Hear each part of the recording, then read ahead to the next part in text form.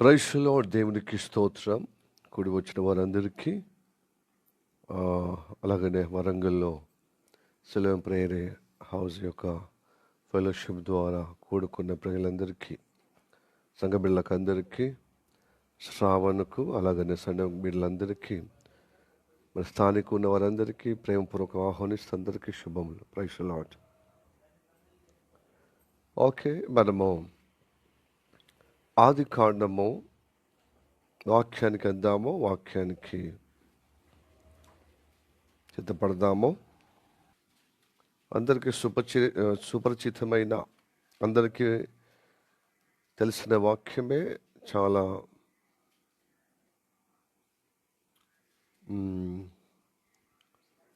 గుర్తెరిగిన వాక్యమే అని నేను అనుకుంటున్నాను. చదువుదాము. ఆది కాండం 22వ అధ్యాయము 14వ వచనం. అబ్రహాము ఆ చోటికి యెహోవా ఈరే అని పేరు పెట్టెను. అందుచేత యెహోవా పర్వతము మీద చూచుకొనును అని నేటి వరకు చెప్పబడెను. ఈ వాక్యము మన వినికిడిలో ఆశీర్వదించునుగాక. ప్రభు నడిపింపు కోసం ప్రార్థన చేద్దాం. మిక్కిలిగా ప్రేమిస్తున్న మా పరలోకమందున్న మా తండ్రి, నీకు వందనాలప్ప.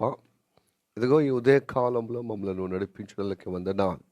ముఖ్యంగా ఈరోజు మనం సజీవులకు ఉంచినందుకు నీ పాద పద్మములకు కోట్లాది అయా గొప్పగా మహిమ ఘనత ప్రభావాలు కలుగునట్లుగా తాకే భాగ్యమును తండ్రి స్పర్శించే ధన్యతను మాకు అనుగ్రహించావని నమ్ముచున్నాను.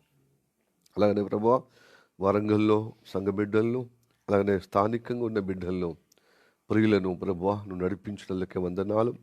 ఈ లైవ్ ద్వారా ప్రభువా, ఇంటర్నెట్ ద్వారా చూస్తున్న వారు, చూడబోతున్న వారికి అందరికీ ధన్యకరంగా వారితో ప్రభు దర్శించి, వాళ్ళతో మాట్లాడి, వాళ్ళని దర్శించి వాళ్ళతో మాట్లాడి, నీ కృపలో నీ సన్నిధిలో ప్రభు స్థిరపరచబడే అనుగ్రహము కలగచేయము. మేము నీ సన్నిధికి వచ్చింది గుణపడమయ్యా. మాలో ఉన్న ప్రతిదీ తొలగించబడి నీ ద్వారా బ్రతకటానికి, నీ చిత్తంలో స్థిరపరచబడటానికి మేము వచ్చి ఉన్నాం తండ్రి. మేము ఎప్పుడో బ్రతికే హక్కు కోల్పోయాము తండ్రి. కారణం మేము బ్రతుకుతున్నది నీ ద్వారానే, నీలోనే ప్రభు. స్తోత్రము తండ్రి. గనక నీ కృప ద్వారా నీ చిత్త ప్రకారంగా మాలో కార్యము జరుగునట్లుగా మా హృదయాలను, మా ప్రాణములను, మా దేహములను నీకు అప్పచెప్పుతుండగా అద్భుతమైన కార్యం మా జీవితం జరిగించు. నీవే మాకు ఆధారమని నీ సన్నిధికి ప్రభు, నీ పిలుపు మేరకు మేము వచ్చి ఉంటుండగా మమ్మల్ని గొప్పగా, మా ప్రాణాత్మలను గొప్పగా అయ్యా విమోచనగా, క్రయధనంగా నీ కృప ద్వారా మాకు అనుగ్రహించలేకే వందనా. నీ కృప నియంత్రణలుగాక ప్రభు. ఈ సమయంలో ప్రభు నీ సేవకుడు ఉత్తవాడు తండ్రి, వెర్రివాడు తండ్రి, అతని ప్రభు మరుగుపరుచుకొని నీ రక్తము ద్వారా పరిశుద్ధపరిచి ప్రభు నీ తైలాభిషేకము ద్వారా, అభిషేకముతో నీ దాసుడి ద్వారా నాతో, మా అందరితో ప్రభు నీ స్వరము చేత ప్రభు మమ్మలను దర్శించమని, మమ్మల్ని కదిలింపు చేయమని, నీ కృప ద్వారా సమాధానముగా ఇదిగో ప్రభు సమర్పణ కలిగే విధంగా మాట్లాడమని ప్రార్థన చేస్తున్నాను. ప్రార్థన నీ కృప నియంత్రణలుగాక. యేసయ్య నామములో ప్రార్థించి అడుగుచున్నాము పరమ తండ్రి, ఆమేన్. మంచి కూర్చుందాం. Praise the Lord. ఆది కాండము ఉన్నటువంటి విశ్వాసులకు తండ్రి అయిన అబ్రహాం యొక్క విషయము ద్వారా ఇదిగో దేవుడు మనతో మాట్లాడినై ఉండగా మనము గ్రహిద్దాం. మనకందరికి తెలిసిన విషయమే కానీ మరొక తరుణములో దేవుడు మనతో మాట్లాడుతున్నప్పుడు మనము గ్రహించేటట్లుగా శ్రద్ధ భక్తులతో సిద్ధపడి ఉందాం. Praise the Lord. Hallelujah. Praise the Lord. Praise the Lord. Hallelujah. ప్రియ దేవుని బిడ్డలారా, మనకు దేవుని యేసు ప్రభువుని నమ్మిన బిడ్డలకు ప్రారంభము ఉంది, అంతిమ కాలంలో జరుగుతున్న సంభవం మనకు తెలియజేస్తున్నాడు. ఈ లోకము ప్రారంభమే లేదు. ఈ లోకంలో చాలామందికి ప్రారంభ విషయమే తెలియదు. తెలియజేసినా కూడా వాళ్ళకి అపహాస్యమే, వారికి చిన్న చూపే, గ్రహించరు. ఎందుకంటే యథార్థ హృదయం ఉంటే కదా, యథార్థ హృదయాలకే ఇది అర్థమవుతుంది. అయినా యథార్థ హృదయంలో ఉన్న దైవ కటాక్షం, దేవుని అనుగ్రహం ఉంటేనే అర్థమవుతుంది. ప్రారంభం ఉంది, అంత్య దినాల్లో సంభవించే సంభవాల యొక్క వివరంగా, విశలంగా, పరిపూర్ణంగా మనకు తెలియజేస్తూనే యేసయ్య రాకడలో మనం సిద్ధపరుస్తున్నాడు. ఇది గమనించాలి. మన దేవుడు ఆది అంతమైన వాడు, ఆల్ఫా ఒమేగా అయిన వాడు.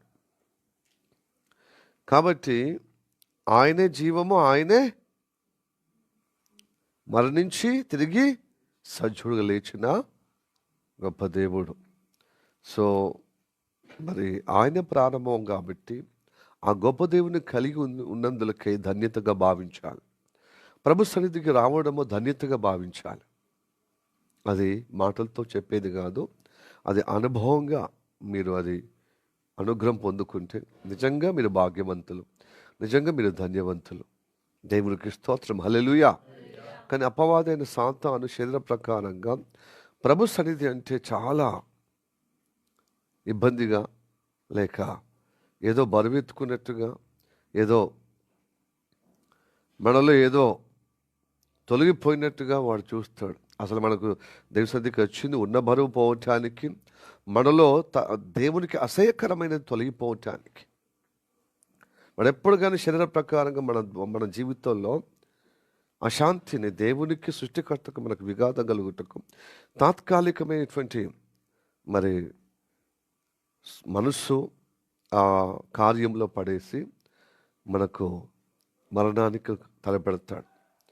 కాబట్టి దేవుని సముఖంలో దేవుని యొక్క జీవమును అపేక్ష కలిగి ఉండాలి, అపేక్ష కలిగి ఉండాలి. సహవాసం ఉంటే కలుగుతుంది. రెండో మెసేజ్లో సహవాసము గురించి మనం తెలుసుకోబోతున్నాము. మనకు తెలిసిన విషయమే, కానీ ఇక దైవ ప్రణాళిక బద్ధమైన దేవుని యొక్క సంకల్పం సహవాసం పట్ల ఎంత గొప్పగా దేవుడు మనకి ఇవ్వబోతున్నాడో ఆ విషయాలు మనము రెండో మెసేజ్లో తెలుసుకోబోతున్నాం. ఇప్పుడు అబ్రహాముతో చెప్పిన ఒక మాట వినండి మంచిగా. తనకు దేవుడు వాగ్దానం ఇచ్చాడు. ఎక్కడ? తన కల్దీల దేశంలో ఉన్నప్పుడే, ఊరు అనే పట్టణంలో ఉన్నప్పుడే పిలిచాడు. అప్పుడు ఆయనకు 75వ ఏట. ఎన్నో ఏట చెప్పండి? 75 సంవత్సరాలు ఆయన దేవుడు మాట్లాడు, సృష్టికర్త అయిన దేవుడు. మనం అసలు దేవుడు ఊరికైనా మాట్లాడాడండి. ఆయనకేదో ఏమొచ్చింది? వైరాగ్యం ఏర్పడ్డది. తనకు ఎక్కడో తేడా కొడుతుంది.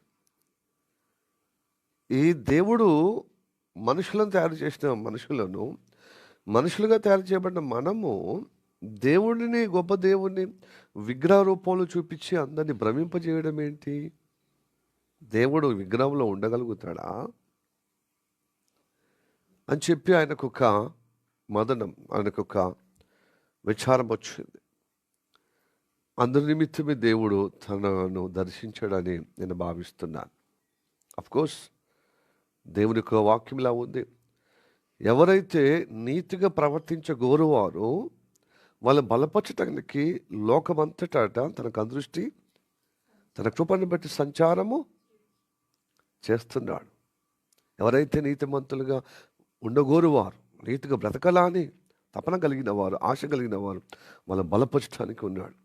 ఎవరికి దేవుడు మరి దూరం ఉండే దేవుడు వారి సరిహద్దుల్లోనే, వాళ్ళ పొలిమేరలోనే, వాళ్ళ కులములో, వాళ్ళ మతములో నన్ను తలువులాడుతారో, చీకట్లో గుడ్డోడు ఏ విధంగా తలువులాడుతాడో, టచ్ ఆడతాడో, అట్లాగా ఉన్న వారికి నేను ప్రత్యక్షమవుటకు ఆ కులము పొలిమేరలోనే, ఆ మతం పొలిమేరలోనే ఉన్నాడు. ఆ బౌండరీ నుంచి నేను విడిపించటానికి, కులం అనే బౌండరీ, అలాగే మతం అనే ఆ కంచు నుంచి విడిపించటానికి సిద్ధంగా ఉన్నాడు. అలాగనే అబ్రహామును దేవుడు దర్శించాడు. ప్రైజ్ ది లార్డ్, హల్లెలూయా. అలాగ దర్శించిండు కాబట్టి దేవుని యొక్క ఆలోచన ఒక నీతి కొరకు పరితపన కలిగిన ఉన్నాడు కాబట్టి దీని పిలుపుకు తొందరగా స్పందించాడు. మనం స్పందిస్తామా?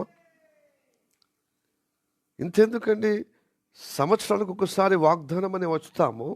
అంటే ప్రతి ఆదివారం వచ్చుకునే సంవత్సరంలో అనేక వాక్యాలు మనం చదువుతూ ఉన్నప్పటికీ పర్టికులర్ ఒక వాక్యం, ఆ వాక్యాన్ని మనని పురిగొల్పే విధంగా, ప్రోత్సహించే విధంగా, నువ్వు ఇలాగ నడువు, నేను ఇలాగా నీ కాలువ జరిగిస్తానని చెప్పే ఆ మాట మనము పట్టించుకో. ఎందుకు తీసుకుంటామంటే ఆనవాయితీ, అలవాటు. కాబట్టి అన్ని సంఘాల్లో కొంతమంది అభిషక్తులు, దైవ సేవకులు, గొప్ప గొప్ప వాళ్ళు దాన్ని తీసుకోవడం ప్రయోజనం ఏంది? ఎవరో ఒక మంచి ఉద్దేశంతో అది స్టార్ట్ చేశారు. అది కొంతమందికి అది దేని కృప ద్వారా పట్టబడుతున్నారు. ఇప్పుడు నేను పట్టబడ్డాను, నాకు తెలియదు. అంటే బైబిల్ గురించి ఏ కోస్త ఒక అక్షరం నాకు కూడా తెలియదు. యేసయ్య అంటే అనే దేవతలు ఒక దేవుడని. కానీ మా అమ్మగారు తీసుకపోయి ఆ వాగ్దానము నాకు రావడం వల్ల, ఆ వాగ్దానము గొప్పతనము చూసి, అసలు నేను వెర్రివాడిని, పిచ్చివాడిని, ఎందుకు గొరగాని వాడను, నేను గొప్పగా చేస్తానని చెప్పినప్పుడు నా హృదయములో చలించిపోయబడ్డాను. ఎందుకు? మరి నేను పట్టబడ్డాను కదా. పిచ్చివాడిని. మన అర్హత మనం తెలుసుకోవాలి. సంఘర్షణ లేని చాలామందికి అర్హత మించిన మాటలు, ప్రవర్తన, మరి జీవిత విధానం అదేంటో నాకు అర్థం కాదు. మనం ఏంది ఫస్ట్, మనం అందుకోసం చాలా పెద్దవాళ్ళు అంటారు, నువ్వు ఫస్ట్ నువ్వు తెలుసుకో నీ జీవితం ఏంటిదో. చాలామంది అర్థమవుతలేదు. ఏం తెలుసుకునేది ఏంది? మంచిగా బట్టలు ఉన్నాయి, పాయింట్ వేసుకున్నాను, అద్దాలు పెట్టుకున్నాను, పౌడరు, పౌండ్సో లేకపోతే ఫెయిర్ అండ్ లవ్లో, ఇంకేం తెలుసుకోవాలని ఇదే అనుకుంటున్నారు. నీ స్థితి ఏంటిది?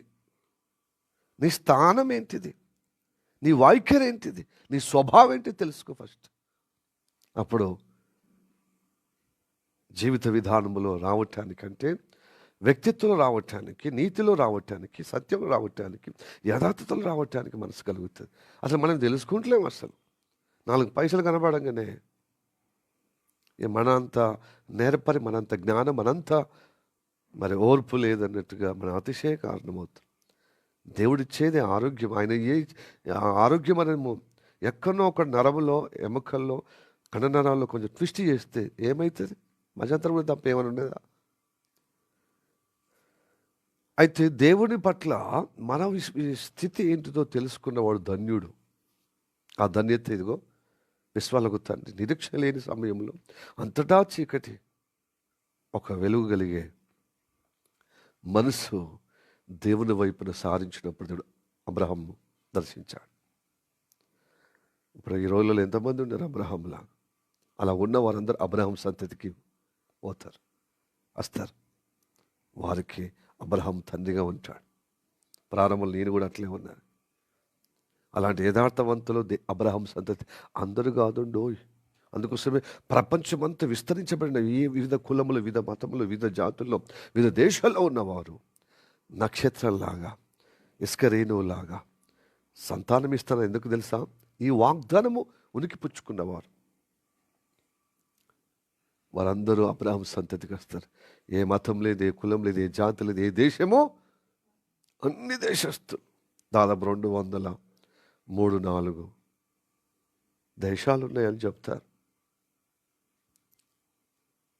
ఇంకా ఉన్నాయి. ఇంకా స్వతంత్ర రాని దేశాలు ఇంకా ఆఫ్రికా కాంటినెంట్లో కానీ, ఉత్తర అమెరికా, నార్త్ అమెరికాలో కొన్ని ఇంకా అగ్ర రాజ్యాల కింద ఉన్నాయి దాస్యముగా. అవి స్వతంత్రం వచ్చిన కొలది అవి లెక్కించబడతా ఉంటాయి. సో 203-4 దేశాలుగా దేవుడు ఏ భేదం లేదు. అందరూ పాపం చేసి దైవ అనుగ్రహం పొందలేక, మహిమ పొందలేక, ఆశీర్వాదం పొందలేక ఆ పాప బంధకాల్లో ఉన్నారు. కానీ అబ్రహాములాగా ఎదురు చూసేవారు అప్పుడు ఎవరు లేరు కాబట్టి దేవుడు దర్శించాడు. ఇప్పుడు మాత్రము స్వయంగా దర్శించకున్నది తన భక్తుల ద్వారా దర్శిస్తాడు. హల్లెలూయా. తన కరపత్రుల ద్వారా, తన వాక్యం ద్వారా దర్శిస్తాడు, తన సేవకుల ద్వారా దర్శిస్తాడు, తన భక్తుల ద్వారా దర్శిస్తాడు, తన యొక్క మీడియా ద్వారా, సోషల్ మీడియా ద్వారా, మాధ్యమాల ద్వారా దర్శిస్తాడు. ఆ మనసు ఉన్న వారికి దేవుని వైపుగా తిప్పబడతారు. అలాంటి వారు కావాలి. దేవుడిని నమ్ముకుంటాము, రోగాన్ని తొలగిపోతే మళ్ళీగా నీ స్థితి ఏంది? మళ్ళా నలుగుట్లో ఒకటిగా అయిపోతున్నావు. నీకు నీతి కలిగిన జీవితము, నీతిమంతునికి ఆపదలు వచ్చినా దాని నుంచి విడుదల పొందుకుంటాడు. చాలామంది అంటే నా నీతి నన్ను 4 మెతుకులు తినే విధంగా నడిపిస్తుందని. నీతి ఉంటే రోగాలు, నొప్పులు అవేవి నీ మీద ప్రభావం పడదు. ఒకవేళ పడిన దాన్ని జయింపజేసే విధంగా దేవుడు కృపను ఇస్తాడు, విడుదల ఇస్తాడు, స్వస్థత అనుగ్రహిస్తాడు. కొన్నిసార్లు రోగాలు కూడా అవి మనకు క్షేమకరంగా ఇస్తాడు. ఎందుకంటే రోగం పెడతానే కదా దేవుని సముఖంలో ఎప్పుడు నీతిలో ఉండేటకు ఇష్టపడతావు కదా. అంటే ఆ బాధ నుండి విడుదల పొందుటకు, ఆ నెమ్మది కోసం దేవుని పాదాలను హత్తుకుంటావు కదా. అది కూడా మేలే కదా, అది గొప్ప మేలు కదా. చాలామంది కొంతమంది అంటారు, అనారోగ్యం అంటే అది దేవుని యొక్క అనుగ్రహం కాదండి, అదృష్టుడు పెట్టినటువంటి రోగం. అవును, రోగాలు, ఇబ్బందులు మనల్ని ఇబ్బందులు పెట్టేటంటే దుష్టుడే, శోధనే. కానీ కొన్ని దేవుడు అనుమతి ఎందుకు ఇస్తాడంటే దేవుని వైపుగా ఎదగటానికి. హల్లెలూయా, ప్రైజ్ ది లార్డ్. సమస్తము సమకూడి, దేవుని సంకల్పం చొప్పున ప్రేమింపబడిన వారందరూ సమస్తం సమకూడి మేలు కోసం జరుగుచున్నది. అది గ్రహించాలి. నీతిమంతులకు రోగాలు, నొప్పులు, ఆర్థిక ఇబ్బందులు రావని కాదు, వచ్చినా అవి క్షేమంగా మలిచే గొప్ప దేవుడు. ఎందుకంటే మన యొక్క స్థితిగతులు ఆయనకు బాగా తెలుసు. అందరికీ ఒకటే ట్రీట్మెంట్ ఉండదు. కొందరు రోగాల ద్వారా ఎదుగుతారు, కొందరు ఆర్థికంగా ఎదుగుతారు దేవుల్లో. హల్లెలూయా, ప్రైజ్ ది లార్డ్. కొందరికి సంతానము లేమిని బట్టి ఎదుగుతారు. ఇదిగో అబ్రహాము అలాగనే ఎదిగాడు కదా. దేవుని మాట, నమ్మదైన దేవుని మాట కలిగి నేను నా బంధువులను, మా రక్త సంబంధులను, నా దేశంలో తండ్రి ఇంటిని వదిలిపెట్టి వచ్చినప్పుడు ఇదిగో గొప్ప సంపద దేవుడు ఇస్తున్నాడు. దేశంలో కరువు వచ్చినా ఆ కరువు నుండి అందరూ అల్లాడిపోతున్నారు, కానీ తలడిల్లిపోతున్నారు. కానీ అబ్రహాము ఆ కరువులో గొప్పగా దేవుడు సహాయం చేసి ధనవంతుడు నిలబెట్టాడు. హల్లెలూయా, ప్రైజ్ ది లార్డ్. ఆ సంపద ఎంత అంటే గార్ధబొమ్మలు, అంటే గార్ధబొమ్మలు, గొర్రెలు, మేకలు, ఎడ్లు, ఆవులు, ఇది పశు సంపద చాలా హెచ్చింపబడుతున్నాయి.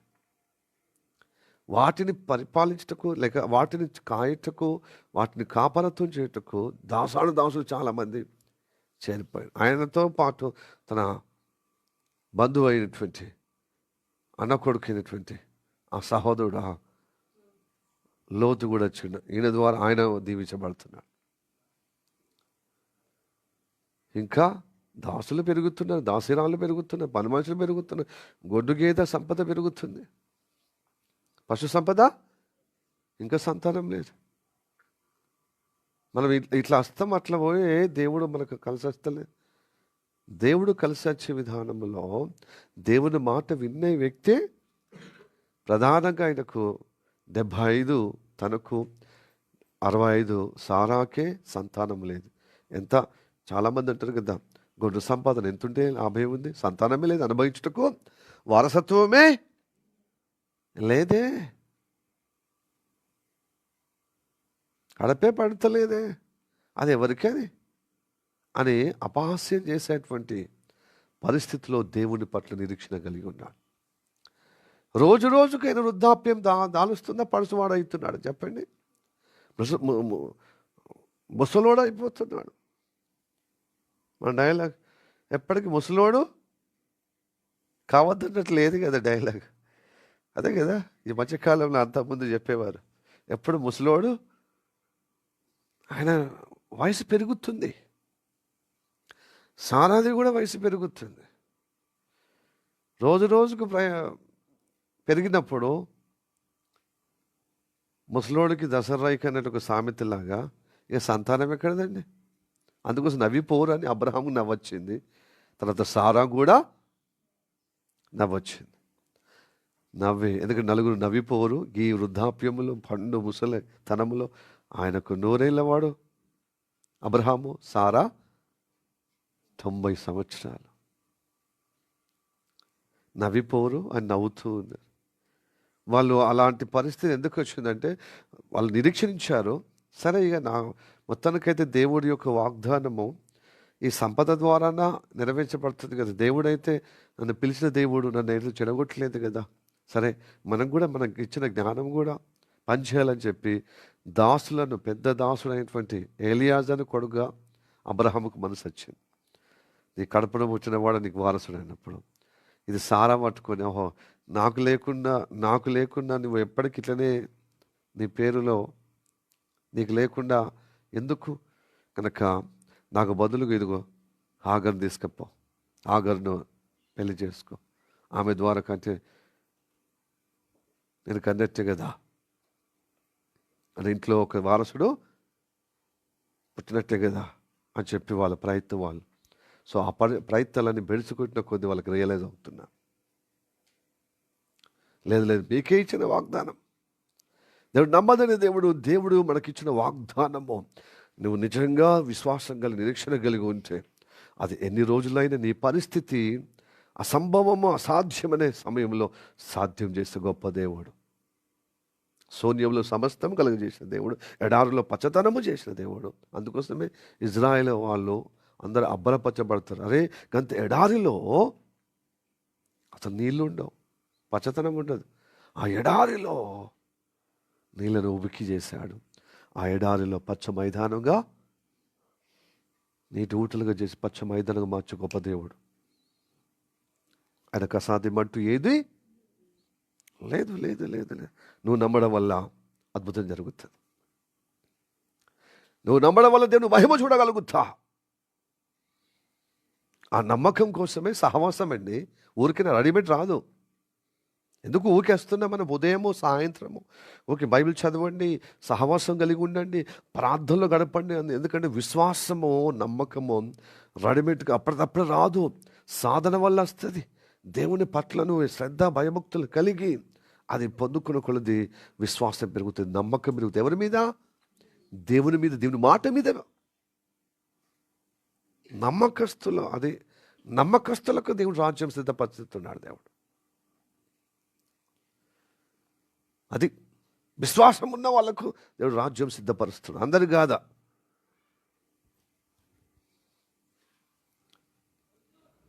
హల్లెలూయా.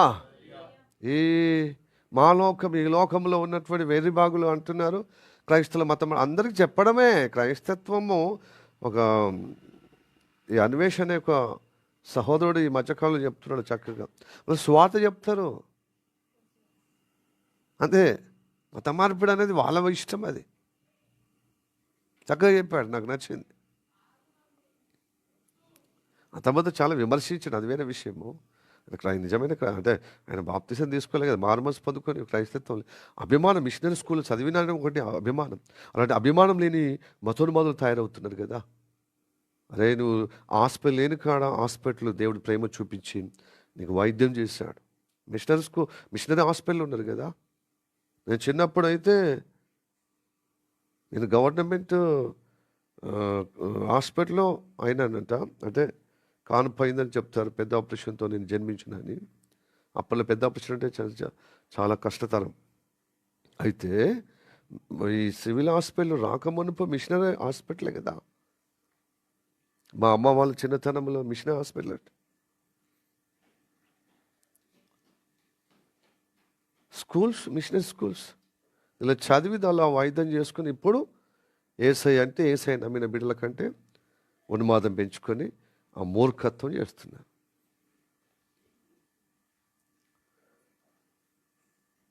Praise the Lord. Hallelujah. Praise the lord.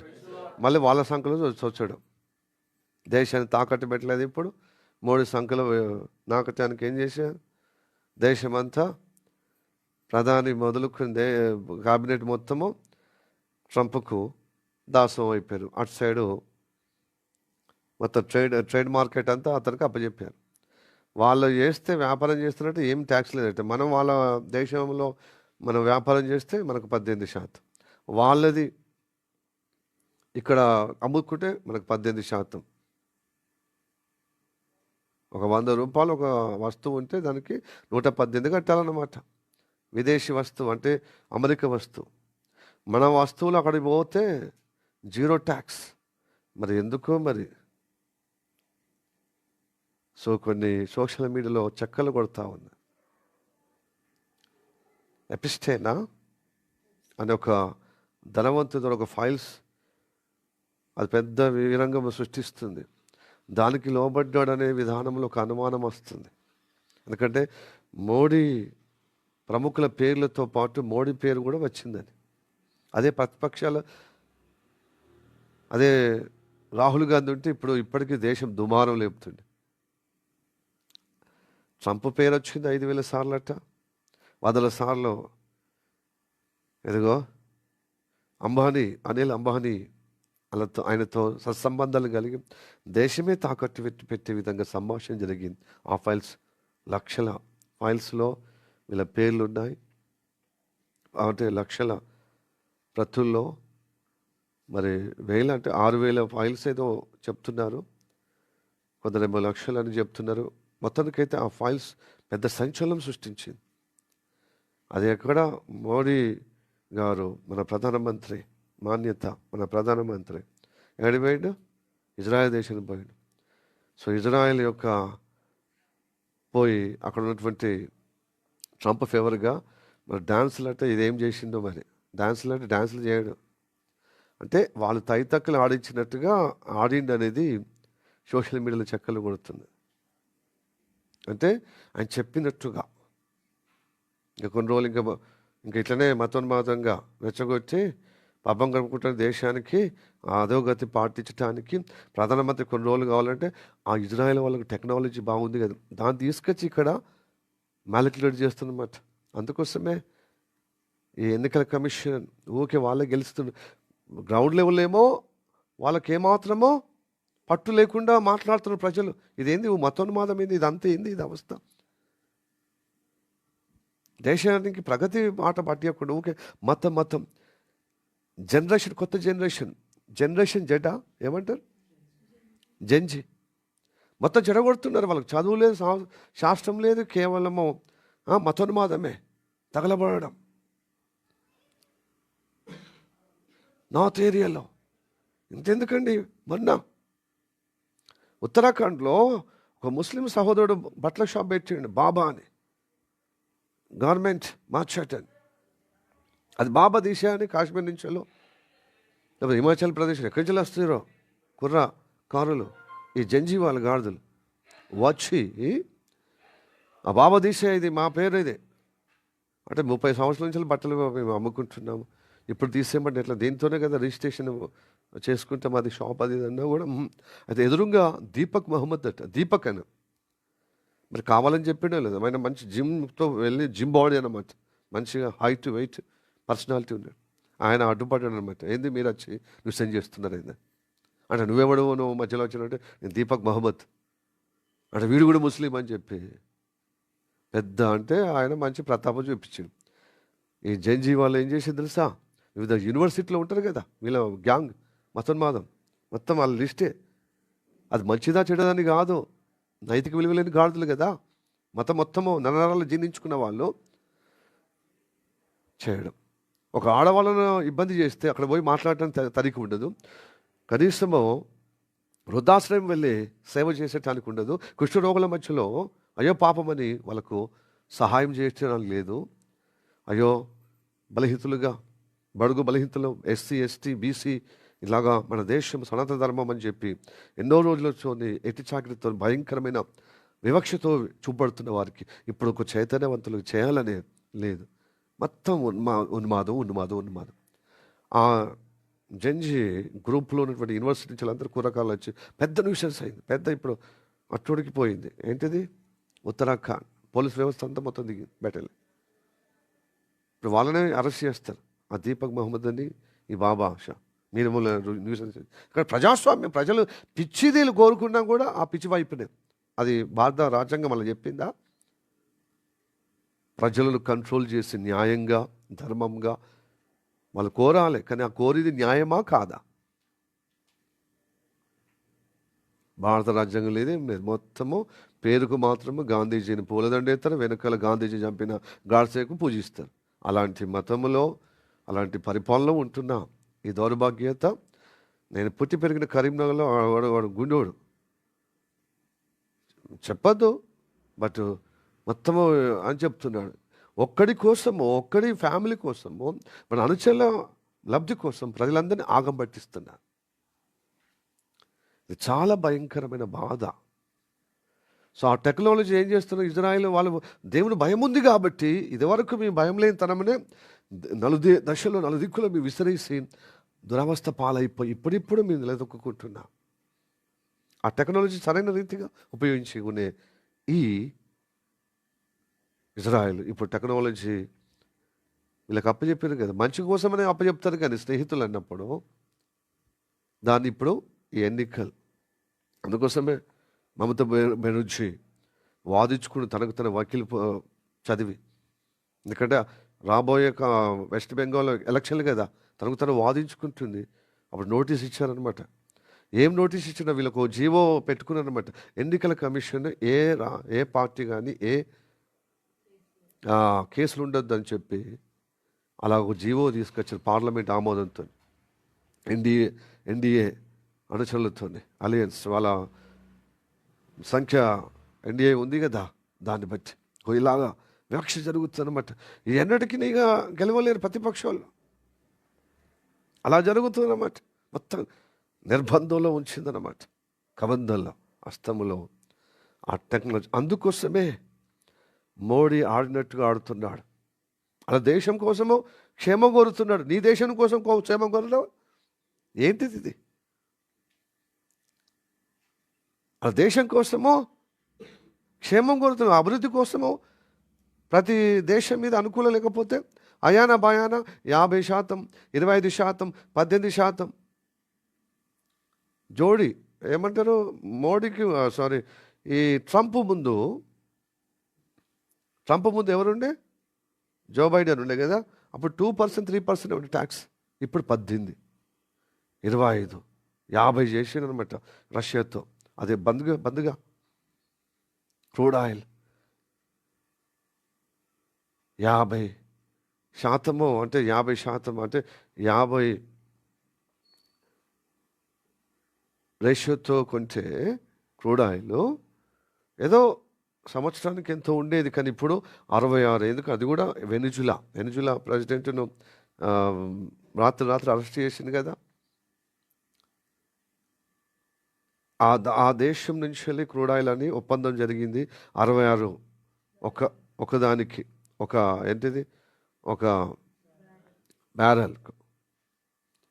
ఇదేమో 50 రష్యా నుంచి వెళ్ళి, ఇదేమో 66. అట్లాగా ఎన్నో బ్యారెల్లో ఒక రోజుకు తడిసి మోపడవుతుంది అనమాట. అది లెక్కలకి ఒక వేరే ఉన్నాయి, అది వేరే సమయంలో చెప్పుకుందాం. సో ఇప్పుడు అట్లాంటి అధోగతి పడుతున్నది. ప్రజలకు ఏం క్షేమం లేదండి. ఒక మతమే తప్ప ఏమీ లేదు. ఆ మతం కూడా వాళ్ళ వర్గంలో ఉన్న కులం అనేది తక్కువ కులం అని, తక్కువ జాతి అని కుమ్మలాడుతున్నారు. దాంట్లోనే ఇంకా దేశమంతా ఆలోచనలో 100 సంవత్సరాలకు వెనుకకు తీసుకుపోతుంది. ఇంకా పోతుంది. అందుకోసం జంజీ యువత అంతా చెడగొట్టబడింది మన దేశం. అందుకోసమే ఎక్కువ డేంజర్లో ఉన్న దేశం ఏంటంటే మన భారతదేశంలో లాస్ట్ నుంచి 1, 2, 3 స్థానంలో ఉంది. స్త్రీలకు భద్రత లేదు. విదేశీ వాళ్ళు విజిటింగ్ చేస్తే వాళ్ళకి భద్రత లేదు, స్త్రీలకు భద్రత లేదు. ఆల్రెడీ ఇజ్రాయెల్ ఒక అమ్మాయిని, అలాగనే బ్రెజిల్ ఒక అమ్మాయిని, అలాగనే యూరోప్ కంట్రీలో ఒక గ్రీసే కదా, గ్రీక్ దేశంలో ఒక యువతిని ఇట్లా రేప్ చేశారు. సో అందుకోసం అంతర్జాతీయ వేదిక మీద అవమానకరంగా ఉంది భారతదేశం. ఇంకా వీళ్ళు పెద్దగా అభివృద్ధి అని చెప్పి విధానం ఉంటున్నారు. ఇక్కడి నుంచి అందుకోసమే ఇక్కడ మనగడ ఇబ్బంది ఉందని చెప్పి చాలామంది ప్రజలు వెళ్ళిపోతున్నారు. ఇప్పుడు 2014 నుంచి ఇప్పటి వరకు 10 లక్షల కంటే ఎక్కువ వలస వేయలేరట. ఈ భావజాలము సహించక, భరించక, వహించక వీళ్ళు పోయి అక్కడ ప్రసిద్ధి గాంచితే అది మనదే అని వీళ్ళకి సిగ్గు శరం లేని కాదు. విదేశంలో పేరు గాంచిన మన దేశం మనదే వాళ్ళ ఖాతాలో పడేస్తారు.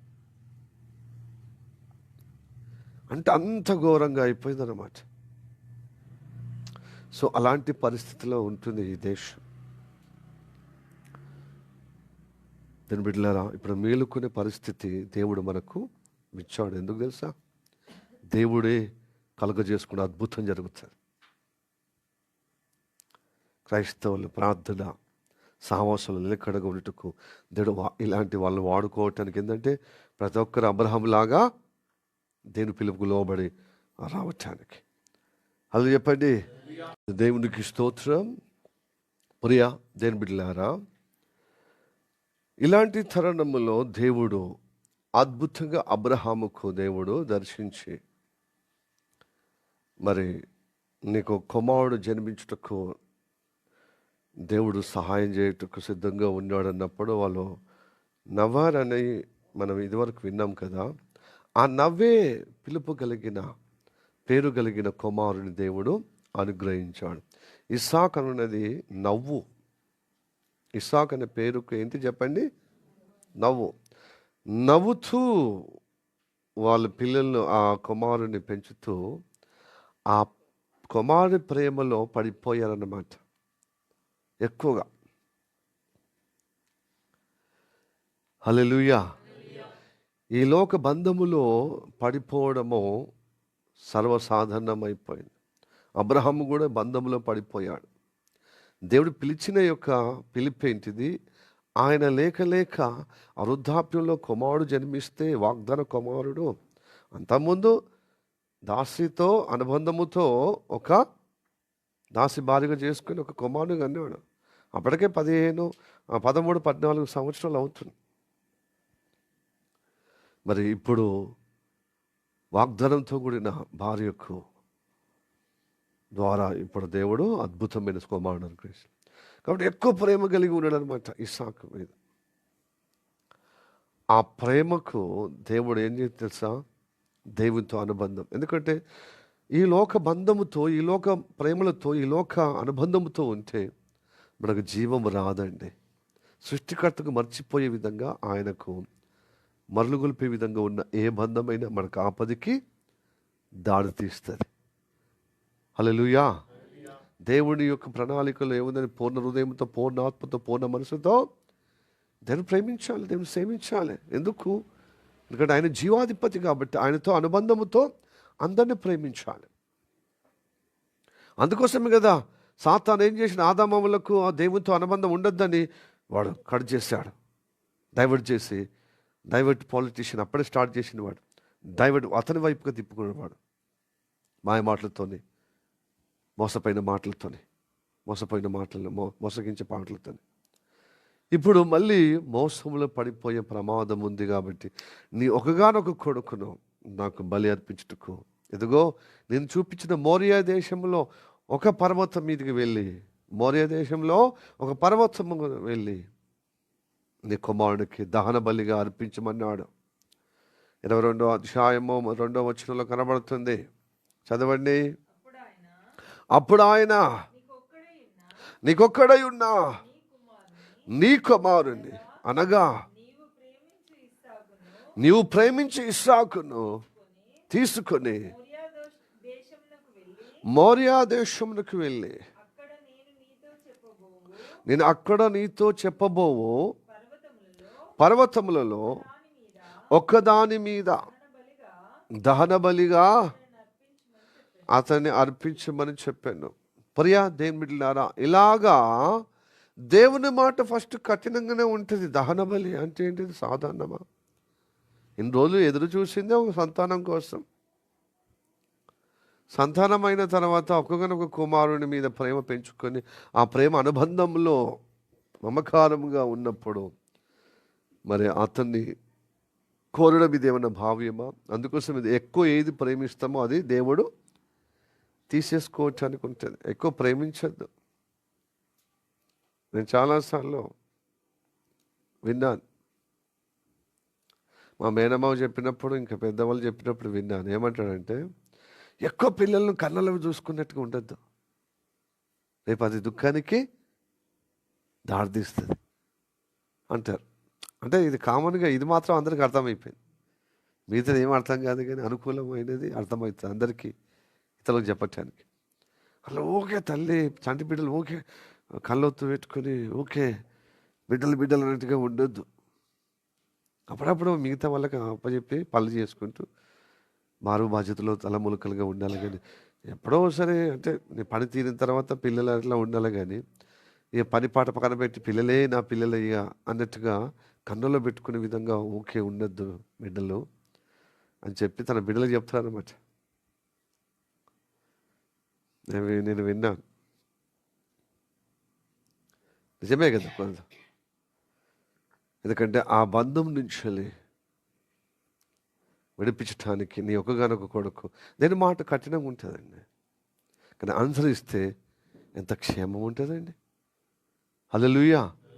దేవుని మాట కఠినంగానే ఉంటుంది, అట్లా అనిపిస్తుంది. ఈ శరీర బంధాలకు, శరీర అనుబంధానికి, ఈ శరీర జీవితానికి, భౌతిక జీవితాల్లో దేవుని మాట కఠినం. అబ్బా ఇది ఎవరు చేయగలుగుతారు? కానీ విశ్వాసంగా లోబడి చేయు అద్భుతము. దేవుడు ప్రేమగల దేవుడు అండి. హల్లెలూయా. జాలిగల దైవం. ఆయనంత జాలి, ఆయనంత మమకారం, ఆయనంత ప్రేమ, ఆయనంత వాత్సల్యం, ఆయనంత కరుణ సంపన్నుడు. టన్నులుగా ఆయన కరుణ ఉంటుంది. ఆయనకు కరుణా సంపన్నుడు, జాలిగల దైవము, కృపా బాహుల్యుడు. బాహుల్యం అంటే ఏంటిది? బాహుల్యుడు అంటే కృప హెచ్చుగా, గొప్ప బలముగా ఉంటుంది. అంటే చాలా గొప్పగా ఉంటుంది ఆయన కృప. టన్నుల నుండి కృప దొరుకుతుంది ఆయన ఆశ్రయించే వారికి. కృపగల దేవుడు కదా. నిన్ను పరీక్షిస్తాడు అన్నమాట. దేవుడి పట్ల భయం ఉందా లేదా, దేవుని ఎక్కువ ప్రేమిస్తున్నావా లేదా, దేవునికి ఎక్కువ భయపడుతున్నావా లేదా, అది అబ్రహాము నెరవేర్చాడు. తన భార్యకు చెప్పలే. కొన్ని విషయాలు బలహీనులకు వివేచన ఉండాలి. దేవుడు ఏమంటాడు? భార్యలు బలహీనమైన ఘట్టాలు కనుక వాళ్ళతో జ్ఞానముతో కాపురం చేయమంటాడు. అలాగని ఏది పడతాడు మరుగు చేయొద్దు, జ్ఞానముతో. ఎందుకంటే కృపా వరముతో నీ భార్య, నీ భాగస్వామి నీ జతపరిచింది కాబట్టి ఆమెకు ఎక్స్పోజ్ కాకుండా ఉండలేవు. ఉండద్దని కాదు, బట్ సమయోచితంగా ఆమెతో వ్యవహరించాలి. ఆమె బలహీనమైన ఘట్టం కదా, జ్ఞానంతో సంసారం చేయమంటాడు.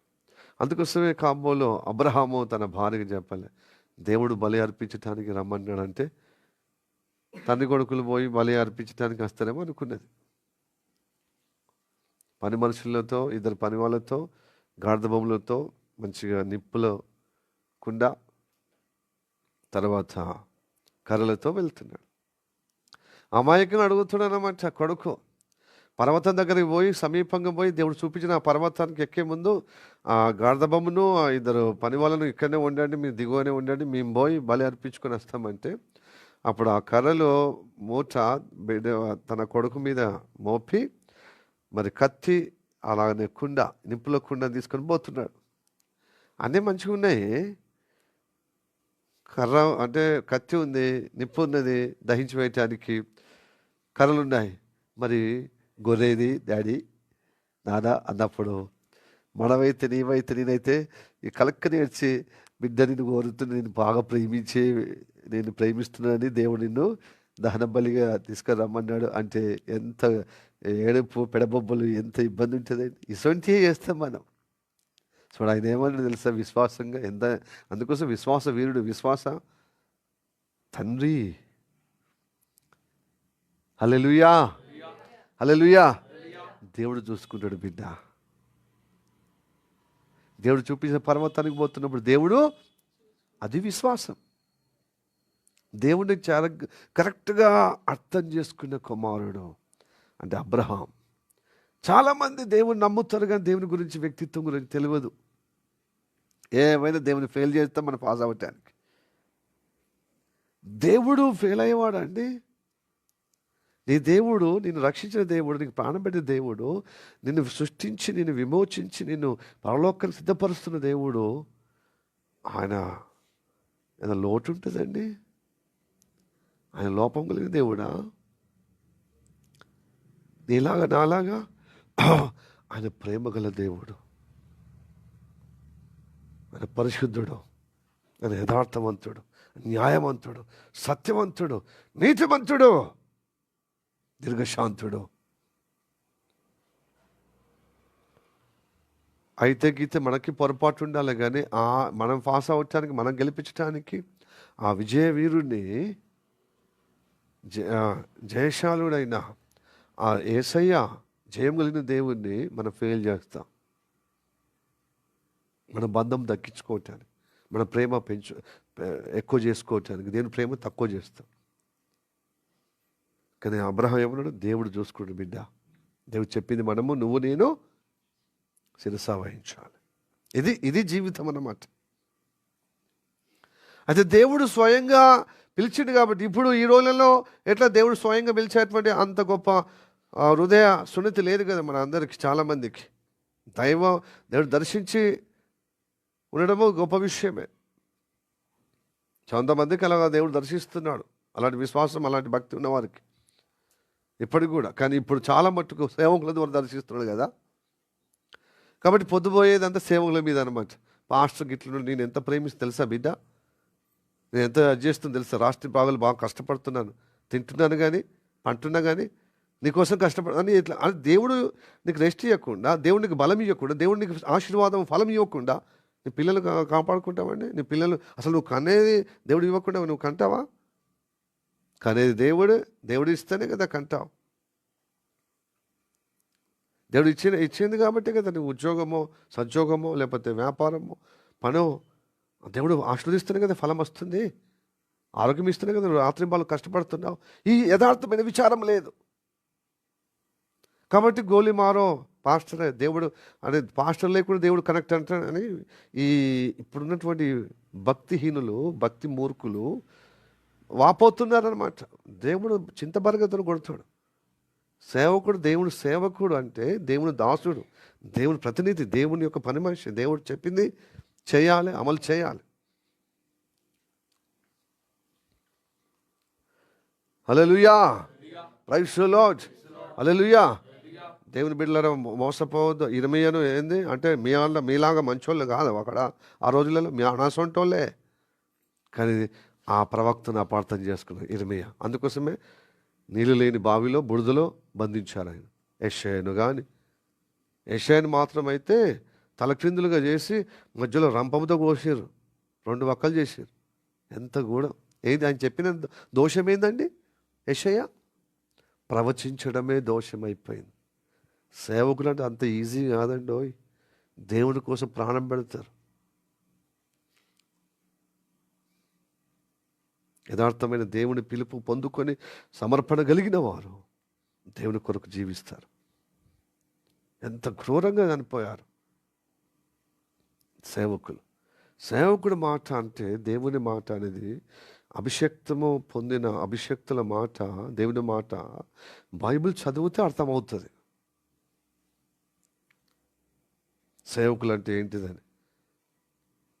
మనకు గౌరవం లేదు, ధన్యత లేదు, మూర్ఖ స్వభావం కలిగి ఉన్నారు. ఇప్పుడు పిచ్చోళ్ళగా చూస్తున్నాం కేపాలో. అదే అమెరికా శానిటరీ సభలో ఎంతమంది లేచారండి? సేవకుడు అంటే అట్లా గౌరవం ఉంటుంది, మర్యాద. అందుకోసమే ఆ దేశం అందరికంటే టాప్గా ఉంది. ఇప్పుడు గౌరవం లేని విధానం జీవిస్తున్నాం. మనం ఇస్తే మనం తిండి పెడితే, మనం డబ్బులు ఇస్తే, మనము ఆశ్రయం ఇస్తే బతుకుతున్న వ్యక్తి అని మనకు చీప్ మైండ్ అనమాట. మనం చేస్తేనే గొప్పది. ఆయన ద్వారా వచ్చిన ఆశీర్వాదం మనకు అది గ్రహిస్తలేం. అది విశ్వాసం కాదు, అది భక్తి కాదు, అది యథార్థత అనిపించుకుంటలేం. మనం చేసేదే, మనం చూపించేదే ప్రేమని గొప్పగా అనుకుంటున్నాం. ఇలాంటి దౌర్భాగ్య జీవితాలు గడుపుతున్నారు ఈ మధ్యకాలంలో. నా సంఘంలో కూడా ఇదే ఉంది. Hallelujah, praise the Lord, praise the Lord, హల్లెలూయా.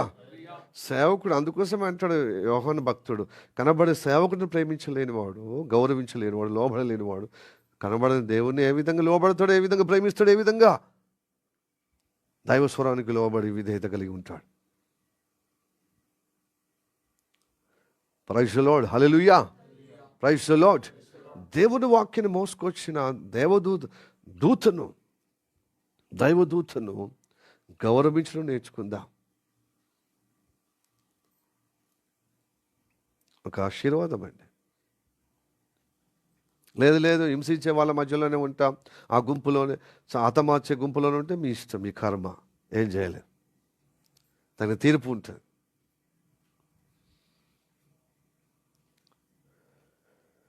అందరు వినాలని కాదు, ఏజ్కేలు భక్తుని నువ్వు వింటారని చెప్తలేను. మీ మధ్యలో ఒక ప్రవక్త ఉన్నాడు, మీ మధ్యలో ఒక దైవ సేవకుడు ఉన్నాడు అని చెప్పటానికి మీరు చెప్పండి. నువ్వు చెప్పు, వారు వినని వినకపోని నువ్వు మాత్రమో చెప్తూనే ఉండు అంటాడు. రేపు తీర్పులోనికి తీసుకొస్తానంటాడు. ప్రియ బిడ్డలారా, దేవుని మాట అంటే అంత జీవమైన మాట. ఆ సృష్టికర్త, ఆ విశ్వములో అధిపతి అయిన దేవుని మాట అంటే గొప్పగా భావించాలి. అలా భావించాడు కాబట్టి అబ్రహాం ధన్యుడిగా చేర్చబడ్డాడు. తన ఒకగానొక కుమారుడు దేవునికి భయపడే విధంగా, దేవునికి విధేయత కలిగే విధంగా, నా కన్న కడుపు కంటే ఎక్కువ నేను ప్రేమిస్తున్నానయ్యా అని రుజువు చేశాడు. ఆ కార్యం చేసి దేనికి భయపడు, నా పట్ల నీకు భయం ఎంతున్నదో ఇందు మూలంగా తెలిసిపోయింది. దేవుని యందు భయము పవిత్రత కలుగజేస్తుంది. యెహోవా యందు భయము పవిత్రత కలుగజేస్తుంది, విధేయత కలుగజేస్తుంది. అందుకోసం భయభక్తులు ఉండాలి. చాలామందికి భక్తి ఉంటుంది కానీ భయం ఉండదు. కొంతమందికి భక్తి అంటే భయం ఉంటుంది కానీ భక్తి ఉండదు. రెండు ఉండాలి. భయభక్తులు విడదీయని బంధం అన్నమాట. భయభక్తులు అనేది భయముతో లోబడటానికి, భక్తి అంటే ప్రేమించటానికి, హత్తుకోవటానికి. భయము భక్తి రెండు ఉండాలి మన ప్రతి విశ్వాసకి, ప్రతి భక్తుడికి, దేవుని నమ్మిన ప్రతి బిడ్డకు. ప్రైజ్ ది లార్డ్, హల్లెలూయా. ఇప్పుడు ఒకగానొక కుమారుని వధించమన్నప్పుడు నిజంగా ఆయన మనసులో నెరవేర్చాడు. నెరవేర్చే విధంగానే ఉన్నది కాబట్టి బలిపీఠం కట్టాడు. దేవుడు చూపించిన పర్వతం మీద దహన బలి చేశాడు. తర్వాత ఆయన కుమారుని బంధించి ఆ కట్ల మీద పేర్చి ఇప్పుడు నిప్పులు సిద్ధం చేసుకున్నాడు. ఇప్పుడు ఆయనను హతమార్చుటకు, అతని తలను మరి తీయటానికి, గొర్రెను ఏ విధంగా తల తీస్తారో అట్లాగా కత్తెత్తి లోపల అబ్రహామా, ఎందుకంటే అలా సమర్పణ చేసిన వారికి విడుదల. హల్లెలూయా, ప్రైజ్ ది లార్డ్.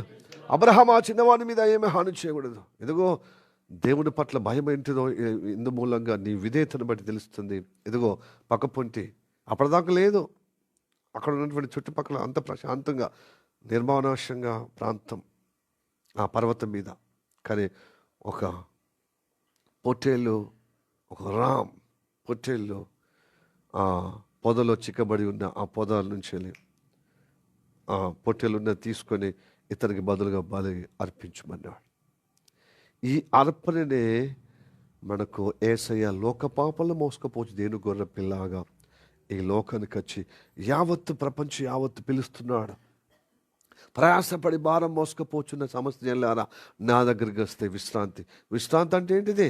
ఇదిగో ఈ ఒకగాని ఒక కొడుకైన ఇస్సాకును ఏ విధంగా విశ్రాంతి విమోచనించానో అలాగా విమోచిస్తాను, రండి అని పిలుస్తున్నాడు లోకంలో ఉన్న వారందరినీ, విశ్వాసులతో పాటు అందరినీ. ప్రతి ఆదివారం ఎందుకు తెలుసా? మనల్ని పరిశుద్ధపరచటానికి, కొత్త వారిని అయితే విమోచించడానికి, రక్షణలో స్థిరపరచటానికి. రక్షణ ఇవ్వటానికి కొత్త వాళ్ళకైతే, పాత వాళ్ళైతే, కొత్త మరి యేసుప్రభు నమ్మిన ఇదివరకైతే రక్షణ స్థిరపరచబడటానికి. ఎందుకంటే పొందిన రక్షణ పోగొట్టుకునే ప్రవర్తన పుష్కలంగా ఉంది ఈ లోకం, అది శరీరం. కాబట్టి శరీర క్రియల ద్వారా రక్షణ, పొందిన రక్షణ. రక్షణ అనేది చాలా ప్రాముఖ్యమైనది. అది అర్థమైనట్టే అనిపిస్తుంది, చాలా చాలా ఏమంటారు, కష్టం అర్థం చేసుకోవటానికి, సంక్లిష్టం, క్లిష్టమైనది, చాలా కష్టమైనది. ఒక్కసారి పొందుకున్న రక్షణ పోదేమో అంటే పోదు, కానీ నీ ప్రవర్తన ద్వారా పోతుంది.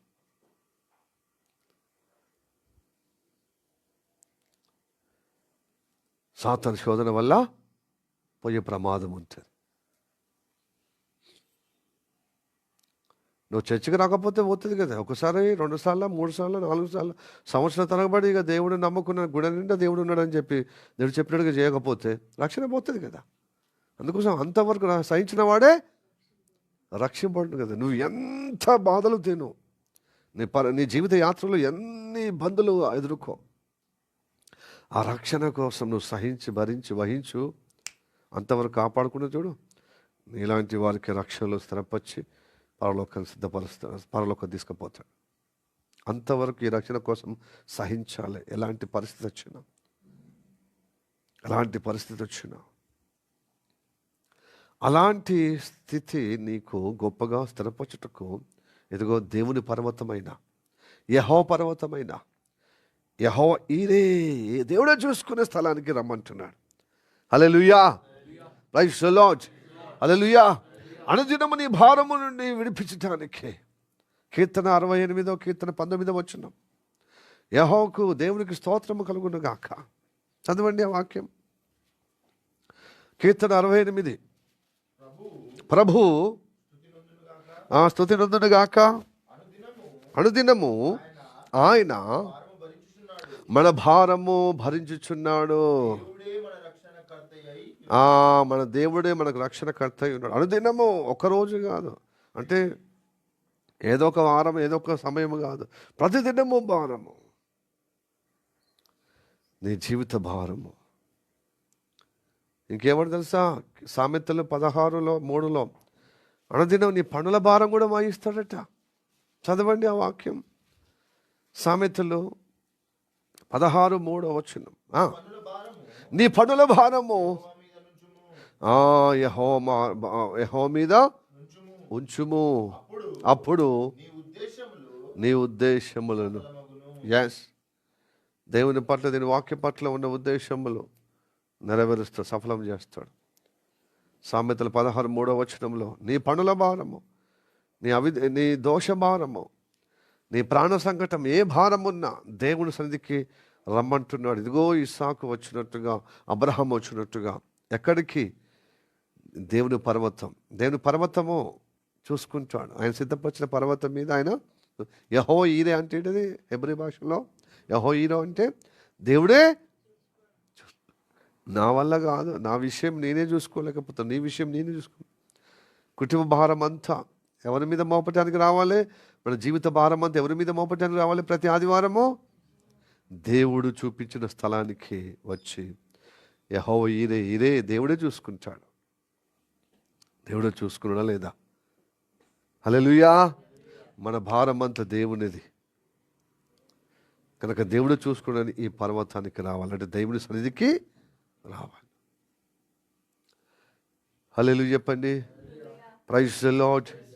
హల్లెలూయా, హల్లెలూయా, ప్రైజ్ ది లార్డ్. ఇంతకు యెహోవా పర్వతము అంటే యెహోవా ఈరే. దేవుడు చూపించిన పర్వతం మీద యెహోవా ఈరే అంటే దేవుడే చూసుకోవడం.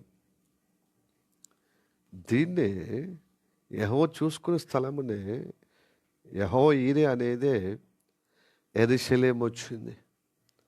హల్లెలూయా, ప్రైజ్ ది లార్డ్. సడన్గా యెరూషలేము అనేది ఎలా వచ్చిందంటే, ఏమో భూమి మీద లేదా ఇజ్రాయెల్ ప్రజలకు రాజధాని పాలస్తీనాలో ఇప్పటికీ యెరూషలేము కోసము కొట్టుకు చస్తున్నాడు. యెరూషలేం పట్టణం, మహానగరం, మహాపట్టణం. ఎట్లా వచ్చింది ఆ పేరు అంటే, ఈ పర్వతము మోరియా దేశంలో ఒక పర్వతం, నేను చూపించిన పర్వతాల్లో ఒక పర్వతం మీద నీ కొడుకును బలి అర్పించిన దహన బలి చేయమని చెప్పిన ఆ పర్వతం మీద అబ్రహం ఏం తెలుసా, యెహోవా చూసుకున్నాను, దేవుడు చూసుకున్నంటే యెహోవా హీరే. అలాగనే అబ్రహాము మరొక ఘట్టములో తన సొదొమ గుమ్మర ప్రాంతానికి పోయినటువంటి తన తమ్ముడు, తన సహోదరుడు లోతు కుటుంబాన్ని, ఆ రాజ్యాన్ని మొత్తం, ఆ రాజును మొత్తము కొంతమంది రాజులు చెరపట్టబోతున్నారనమాట. అప్పుడు యుద్ధం చేసి వాళ్ళు జయించి తిరిగి వచ్చే సమయములో షాలేము నగరములో ఒక రాజు ఉన్నాడు. అతడి పేరు మెల్కీషెదెక్. ఆ సియోను కోట, అదే షాలేము నగరులో రాజుగా. షాలేం అనే మాట ఏంటి చెప్పండి? నీతికి రాజు, సమాధానానికి, శాంతికి రాజు. హల్లెలూయా. ఆయన ఏమన్నా తెలుసా, ఆ నగరానికి, ఆ ప్రాంతానికి, ఆ సియోను కోటకు లేక మరి షాలేము రాజ్యానికి నేనే రాజును. అవునయ్యా, మరి నాకు ద్రాక్షారసము, రొట్టె ద్రాక్షారసం ఇస్తున్నావు కదంటే, నేను సర్వోన్నతునికి నేను యాజకుడిని. ఆయన యాజకుడు, ఆయనే రాజు. హల్లెలూయా. అబ్రహాము కలవగానే అబ్రహామును దీవించి, ఇదిగో రొట్టె ద్రాక్షరసం ఇచ్చిన ఆ షాలేం నగర్ కిందనే, ఆ పర్వత కిందనే ఉందన్నమాట షాలేము నగర్. అందుకోసమే యెహోవా ఈరే షాలేం అంటే యెరూషలేం వచ్చింది. అట్లా ప్రైజ్ ది లార్డ్. హల్లెలూయా. ఇవన్నీ వాక్యాలు మనం విన్నాము,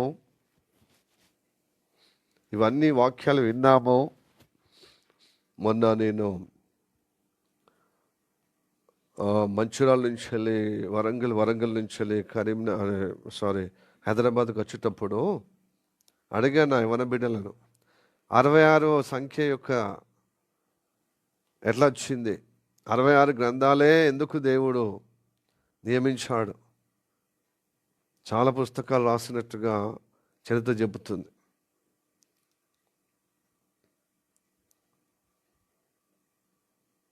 ఎస్, రూతు 2వ గ్రంథమని, కొన్ని యాకోబు 2వ పత్రిక అని, ఇలాగ కొన్ని పత్రికలు ఉన్నాయన్నమాట. అవి కావని ఈ 66 గ్రంథాలనే ప్రమాణంగా ఎందుకు తీసుకోబడ్డది? దీనిలో ఏ మర్మము ఏమి అంటే చెప్పలేకపోతున్నారు నా ఆత్మీయ బిడ్డలు. దాదాపు ఆ రోజు 6 ఉన్నారు నాతో కలిసి. ఎట్లా వచ్చింది ఆ మర్మము అంటే చెప్తలేరు. యెషయా గ్రంథంలో 66 అధ్యాయాలు, 66 అధ్యాయాలని చెప్పి 66 గ్రంథాలు వచ్చినాయా? ప్రమాణికమా? మర్చిపోతున్నాం అన్నమాట. దేవునికి ఆ వాక్యము మర్చిపోవటానికి సాతాను కుయుక్తిపడడం, మరలగొల్పే విధంగా అనవసరమైన విషయాలు మన తల నిండా పెట్టి అవసరమైన జ్ఞానము బలహీనం చేస్తాడు. సావసరం లేకపోతే, వ్యక్తిగత ప్రార్థన, వ్యక్తిగత బైబిల్ చదవకపోతే నిజంగా ఈ పరలోక జ్ఞానము ఏమైపోతుంది తెలుసా అండి? భూ సంబంధమైన జ్ఞానము చొరబడి ఈ పరలోక జ్ఞానం అంతా బలహీనం అయిపోతుంది. అప్పుడు దేవుని చేతగా దించబడతాం. పనుల భారం పెట్టుకొని బాగా ఇబ్బంది పడుతుంది చూడు, మారుతాను మెచ్చుకున్నాడు. అబ్బాయి ఎంత పనుల భారం పెట్టుకున్నావు. అవసరమైనది దేవుని వాక్యములో ఎక్కువగా పనిచేసేవాడు కానీ, చదువుకున్నవాడు కానీ, ఏ రంగములో ఉన్నప్పటికీ దేవుడి సముఖంలో గడిపే అటువంటి ఆ జ్ఞానమే నీకు ఎప్పుడు ఉండాలి. అది నేను పరలోకం తీసుకుపోయి నీ పనులు కాదు, అది నోట్లకు వచ్చేది, అనుభవించేది, బట్టల రూపంలో, తిండి రూపంలో, సుఖభోగుల రూపంలో ఇక్కడ ఖర్చు అయిపోతుంది. అది హలో, పరలోకాన్ని తీసుకుపోవటానికి అవి ఏం దోహదపడవు.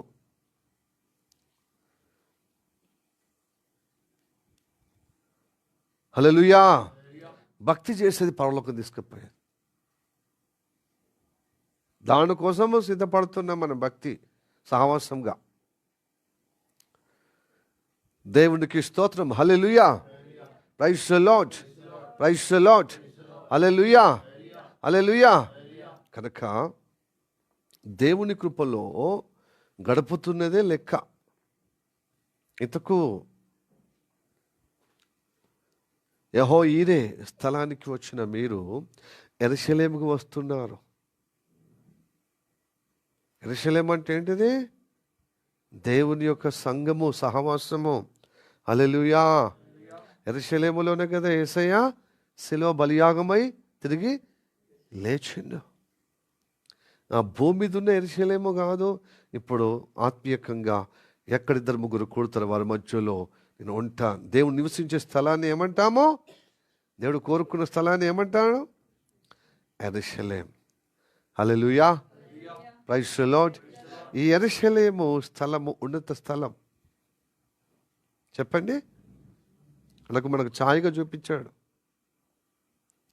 అది కొండపైన యెహోవా పర్వతము.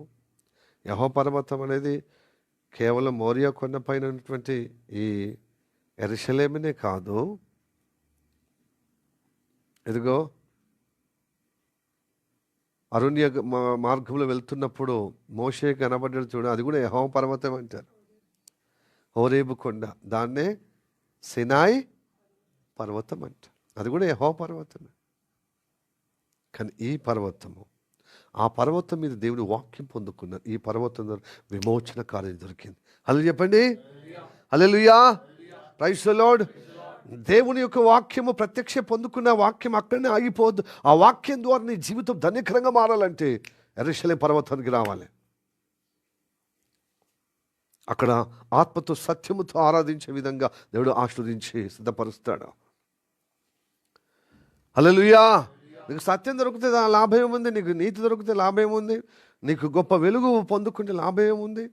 ఆ వెలుగులో జీవించాలంటే నీ బ్రతుకు నీ వల్ల కాదు. నీ వెలుగులో రావటం నీ సొంత సాధన ద్వారా, భక్తి ద్వారా నీతిలో సత్యవంతుడిగా కాలేవు. దేవుడే నిన్ను, ఆయనే నీకు నీతిమంతుడిగా చేయాలి. ఆయన నీకు వెలుగు సంబంధిగా మార్చాలి. ఆయనే నీ సత్య సంబంధుడిగా స్థిరపరచాలంటే యెరూషలేం అనే పర్వతం మీదకి రావాలి. ఎక్కడికి రావాలి చెప్పండి? యెహోవా అనే స్థలానికి దేవుడే చూసుకుంటాడు. ప్రతి ఆదివారం పోతున్న పరిస్థితి నన్ను చూస్తే అసలు నేను ఎలా మంచిగా అవుతున్నా నాకు తెలియట్లేదు. నా స్థితి, నా భారము, నా కుటుంబ స్థితి, నా పిల్లల స్థితి, నా స్థితి, నా కుటుంబ పరిస్థితి, భవిష్యత్తు యొక్క అంధకార అగమ్య గోచరంగా ఉంది. అసలు ఊహించలేకుండా ఉన్నాను. ఎందుకంటే నా బలహీనతలు అలా ఉన్నాయి. నేను బతికి పట్టగలుగుతాను. భవిష్యత్తు ఎలా తెల్లారవుతుందో, ఎలా నడిపించబడుతుందో తెలియట్లేకుండా ఉన్నాను. అదంతా మీ మాంసంలో ఉన్నా నీవు, ఎటు తోచకున్నా నీవు యెహోవా అనే స్థలానికి రా. ఎటు చూసుకుంటాడు, నీ పరిస్థితి మార్చుతాడు. హల్లెలూయా చెప్పండి. హల్లెలూయా, ప్రైజ్ ది లార్డ్. హల్లెలూయా. దేవుడు ఉన్నత స్థలంలో నివాసం ఉండేటకు ఇదిగో దేవుడు కోరుకున్న యెహోవా పర్వతం మీదకి అబ్రహాము కుమారుని నడిపించింది విమోచించటానికి. చెప్పండి. ఈ విమోచన విషయమే ఐగుప్తు దేశంలో పస్కా బలి అయింది. ఏమైంది చెప్పండి? పస్కా బలి. ఈ విమోచన, ఈ పర్వతం, యెహోవా పర్వతం మీద జరిగిన విమోచననే ఇస్లాం సహోదరులు దాన్ని బక్రీద్ అంటున్నారు. ఏమంటారు? బక్రీద్. అలా అడగండి. బక్రీద్ అంటే ఇది పండుగ ఆచారంగా వచ్చింది. కొంచెము మా నిష్ట కలిగిన వాళ్ళు అడిగితే ఏమంటారంటే ఇది మా ఇస్మాయిల్ విడుదల చేయుటకు గొర్రెను వధించబడ్డది. ఇస్మాయిలు, ఇస్సాకు, ఇబ్రహీమే కదా మీ తండ్రి. మా తండ్రి కూడా అబ్రహామే. యూదులకైనా క్రైస్తవులకు అందరికీ వాళ్ళ తండ్రి ఆయనే. వాగ్దంతో కూడిన అది ఇస్సాకు, ఈ ఇస్మాయిలు. మొత్తానికైతే విమోచటకు ఒక గొర్రె వధించబడ్డది. ఆ గొర్రెనే యేసు ప్రభు. అది మాకు అది వాళ్ళ అదే నమ్మరు వాళ్ళు.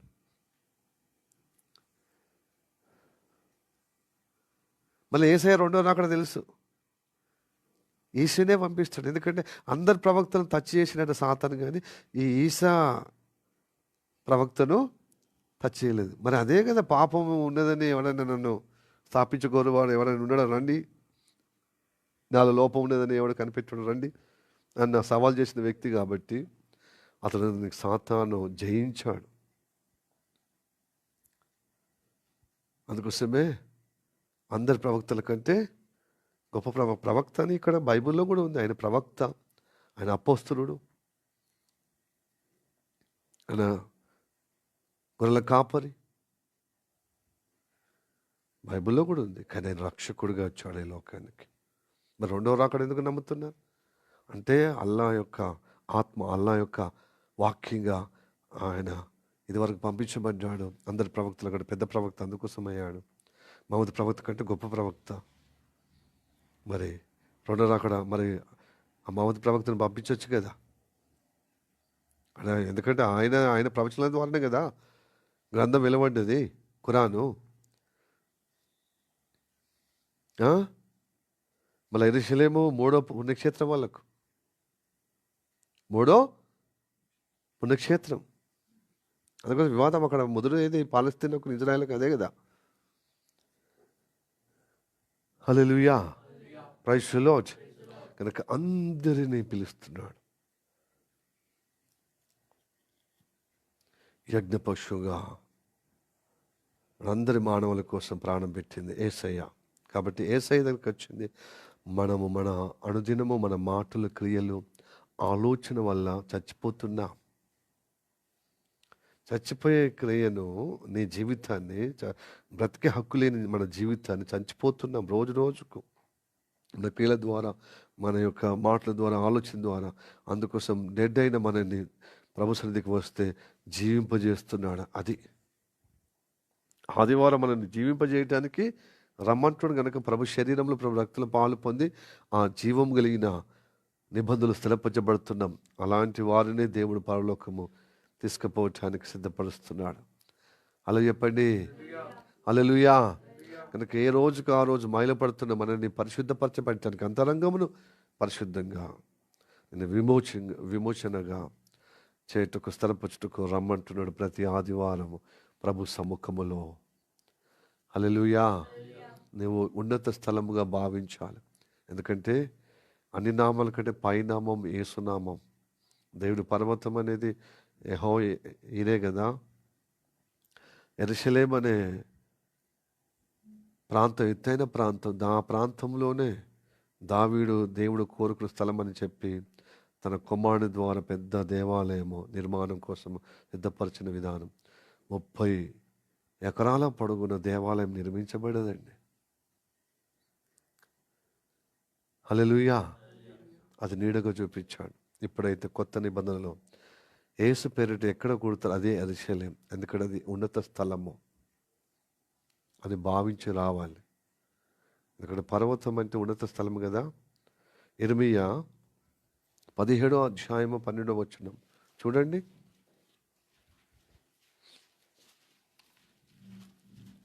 ఇర్మియా 17:12 వచనం. ఉన్నత స్థలము నుండి మహిమగల సింహాసనము మొదటి నుండి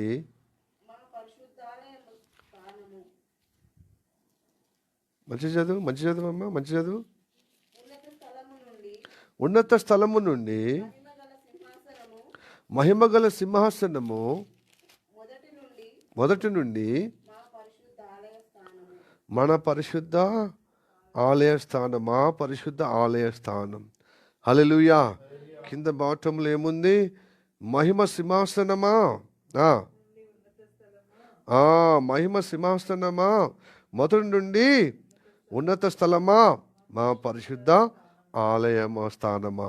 హల్లెలూయా, ప్రైజ్ ది లార్డ్. ఇది యెరూషలేం అన్నమాట. ఏంటి చెప్పండి? ఇది యెరూషలేం. ఆ యెరూషలేం ఇప్పుడు సంఘము. గోడలు కాదు, భవనాలు కాదు. ఎక్కడ కూడుతారో ఆదివారమున, ఎక్కడ రొట్టె విరుస్తారో అక్కడ దేవుని యొక్క ఉన్నత స్థలమైన దేవుని ఆలయం, మొదటి నుండి కోరుకునే ఆలయం, పరిశుద్ధపరచబడిన స్థలం, మనని విమోచించబడిన స్థలం. అందుకోసం యేసయ్య నామం అన్ని నామల కంటే పైనామం. Hallelujah, praise the Lord, praise the Lord. అన్ని నామాల కంటే పైనామం. ఈ పైనామంలో మనము కూడుకుంటున్నాం. ఎందుకంటే మనల్ని పైవారుగా చేయుటకు. ఈ భూ సంబంధమైనది ఏది అంటిపెట్టుకొని మనము ఈ వారములో ఏదో ఒక తెలిసి కొంత తెలివ కొంత అంత భూ సంబంధమైన మనసు క్రియలు నడవడి వల్ల మనం భూ సంబంధులుగా నశించిపోయే విధంగా ఉంటున్నాం. గనక మనకు బదులుగా యేసే బలి అర్పణగా మనము జ్ఞాపకం చేసుకుని విడుదల పొందుకుంటున్న నేను పై సంబంధిగా ఉండాలి ప్రభువా. ఈ రక్షణ భూ సంబంధమైన ప్రవర్తన ద్వారా పోగొట్టుకునే విధంగా నా పరిస్థితి ఉందయ్యా, నన్ను క్షమించి నీ బలియాగం ద్వారా నీ కృప ద్వారా నన్ను పరిశుద్ధపరిచి నీ రక్షణలో తలపరచబెట్టుకో, నేను పరలోక వాసిగా నిలబెట్టుటకు, ఇదిగో నీ బల్ల కార్యక్రమం పాలు పొందుటకు నన్ను క్షమించవా, నా కటాక్షించి నీ జీవంలో నన్ను నిలబెట్టమని ప్రాధేయపట్టుకు వస్తున్నాం ప్రతి ఆదివారం. అలా చెప్పండి, హల్లెలూయా, ప్రైజ్ ది లార్డ్. కనుక ఏ రోజుకు ఆ రోజు కీడు మొత్తము తూచిపెట్టుకోవటానికి మన మన మన జీవితము యెహోవా ఈయనే, ఆయన చూసుకోవటానికి ఇదిగో చూసుకునే స్థలము కనుక వస్తున్నాం. ఆయనే మన జీవితాన్ని సవరిస్తాడు. నువ్వు కేవలము ఒప్పుకోని వైఖరి ఉన్నట్టుగా యథార్థంగా ఒప్పుకుంటే నమ్మదగిన దేవుడు, నీతిమంతుడు, నేను పరిశుద్ధపరిచి ఆయనే నీతిగా నిన్ను మళ్ళీ నిన్ను తొడుక్కుంటాడు. నిన్ను నీతిగా కప్పి, నీతి వస్త్రాలు కప్పి మళ్ళీ దేవుడిలో కృపలో స్థిరపరుచుకుంటాడు. హల్లెలూయా. అందుకోసమే దేవుని సన్నిధికి వస్తున్నాం. ఈ యెహోవా ఈరే స్థలానికి, దేవుడు కోరుకున్న స్థలానికి వస్తున్నాం. Praise the Lord. Hallelujah, hallelujah, హల్లెలూయా.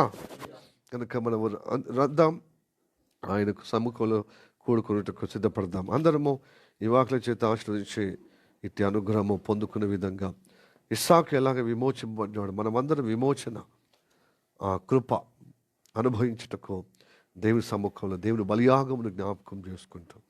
దానిలో పాలు పొందే విధంగా సిద్ధపడదాం. ప్రియా దేవుని బిడ్డలారా, ప్రార్థనకు ఏకీభవిద్దాం. సర్వశక్తిమంతుడా, నీకు వందనాలు, స్తోత్రము తండ్రి.